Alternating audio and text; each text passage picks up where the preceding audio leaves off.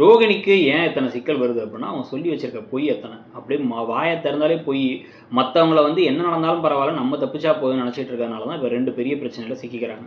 இந்த தினேஷ் பிஏ இப்போ எப்படி வந்து தைரியமாக வந்து பணத்தை கேட்டு உடனே பணத்தை கொடுன்னு கேட்குறாரு அப்படின்னா, இப்போ சிட்டியை தூக்கி உள்ளார போட்டாச்சு. சிட்டி தான் இத்தனை நாளாக தடுத்து வச்சிருந்தார் அவரை. இப்போ ஆனால் இவர் வந்து பணத்தை கேட்க ஆரம்பிக்கிறாரு. இதுக்காக பணத்தை வேற திருடிட்டாங்க. இதில் சிக்க போகிறது யார்? மனோஜ் தான். ஏன்னா மனோஜ் தான் இப்போ பணத்தை கொண்டு போய் சீட்டு போட்டவங்களுக்குலாம் கொடுக்கணும். அதில் ஒரு பெரிய பிரச்சனையாக போகுது.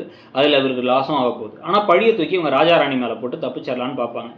இதுக்கு நடுவில் வந்து இந்த உங்கள் அம்மா வேற திடீர்னு கிளம்பி ஓடி போயிட்டாங்கல்ல. ஏன்னா வந்து இந்த கிறிஸ்டியன் நீயே பார்த்துக்கோ அப்படிங்கிற மாதிரி சொல்லாமல் சொல்லிட்டு போயிட்டாங்க. இல்லைனா நீ பார்த்துக்கவே மாட்டேன்ட்டு. ஆனால் இதில் யார் பாதிக்கப்பட போகிறான்னு பார்த்தீங்கன்னா, இப்போ வந்து இதுலேயும் ரோஹிணி கிடையாது. இதுலேயும் பாதிக்கப்பட போகிறது வந்து முத்துவும் மீனாவும் தான். அவங்களுக்கு தங்குறதுக்கே இடம் இல்லை.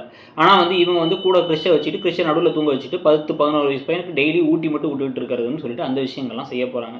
ஸோ இதெல்லாம் பற்றி நீங்கள் என்ன நினைக்கிறீங்க? இதுக்கு நடுவில் ஒரு வேளை ரோஹிணி பண்ணுறது தான் தப்பு, ரோஹிணி தான் அந்த பணத்தை திருடினாங்கிறத மனோஜ் கண்டுபிடிச்சாருனா, ஒரு சிசிடிவி ஃபுட்டேஜ் வச்சோ இப்படியோ கண்டுபிடிச்சு இந்த ரோஹிணி ஏன் இவ்வளோ பொய் சொல்கிறாங்கன்னு கண்டுபிடிக்கிற முயற்சியில் இறங்கி அவர் மூலமாக ரோஹிணியுடைய உண்மை, ரோஹிணி என்கிற கல்யாணியோட உண்மை தெரிய வந்தால் டிஃப்ரெண்ட்டாகவும் இருக்கும், நல்லாவும் இருக்கும்.